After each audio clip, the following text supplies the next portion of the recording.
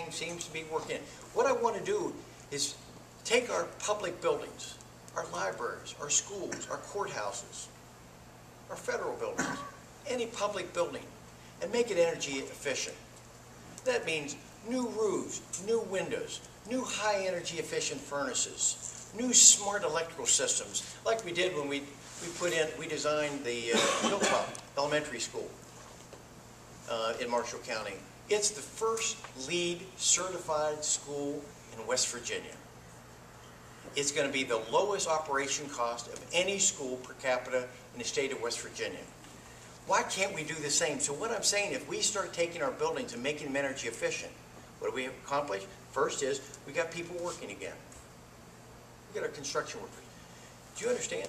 35% unemployment in the construction industry today. I talked with the bricklayers unions this morning. 60% unemployment in the bricklayers union. That's not acceptable. So at 35%, we take these people and we put them back to work. Now what have we accomplished? We've helped the counties and the school boards who don't have the money to make their buildings energy efficient, but we've helped them out by doing this. And thirdly, how do we pay for it? You may not agree with me, but I'm willing to tackle something that we do in foreign aid.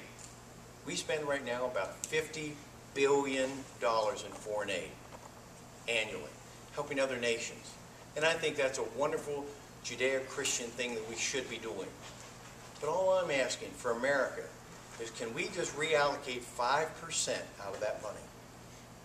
Just 5% of our money that we spend to rebuild the sewer and water lines in Mexico and Peru and Kenya and in Russia, and rebuild the sewer and water lines in Marshall County and Ohio County, Washington County, Pennsylvania, and Monroe County, Ohio, and take care of America, because we're struggling. Our aging sewer and water lines are causing us problems, but yet we're taking care of the world, but what we need to do is take care of America. And I think if you go into the Constitution, you'll find that that's where the money's supposed to go first, is to take care of our taxpayer money going someplace else. So this campaign is, I think it really can be summarized back to jobs. Who can create jobs? I've created hundreds, if not thousands, of jobs by investing. Thank goodness the banks have trusted me, and I've been able to put partnerships together to be able to invest throughout West Virginia in rebuilding the infrastructure and rebuilding buildings in West Virginia and making jobs created with it. I believe that we can take the same message to Washington and do the same thing in Washington. So they don't get it. That's the frustrating part. I don't think enough people have business background that are in Washington right now. And there was an article in this Wall Street Journal the other day someone sent to me, and I chuckled about it when I read it. It said, what Washington needs is some adult supervision. Well, that's probably true. But somehow, someone that has created jobs. And again, I've done that. I have the confidence that we can do it. I've got the plan that begins with it. I want to work with our manufacturers, because at my age and what I've seen, I saw when the Benwood tube mill was operating. I saw when Wheeling Steel had the open heart furnaces going up and down the river, where you could see the hum of activity and people working again.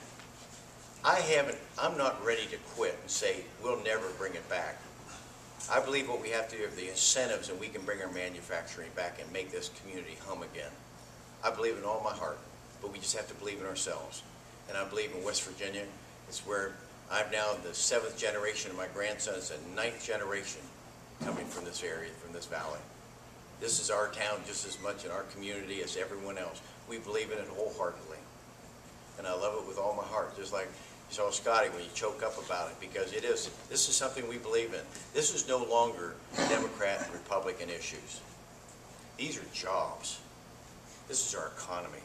And as a result of it, what I'm particularly proud as we close out my remarks is the people that are supporting me in this campaign. The construction workers, the unions, the iron workers, the sheet metal workers, the electricians, the laborers, the teamsters have all said, we're going to risk it with you. We're not used to working with a Republican. But you've got a plan. Everyone else just promised, but you've got a plan. And you've demonstrated for 45 years we can work with you. So I'm honored with that.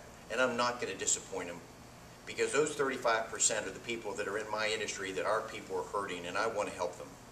And I have whatever energy, whatever I've got left in my soul, I want to be able to help our people, as when at the end of the day, that I know will have left a mark, that I brought this West Virginia back, this part, this northern section, and maybe somehow my children will find jobs back here again as well. So again, thank you very much for having me here tonight. God bless the state of West Virginia.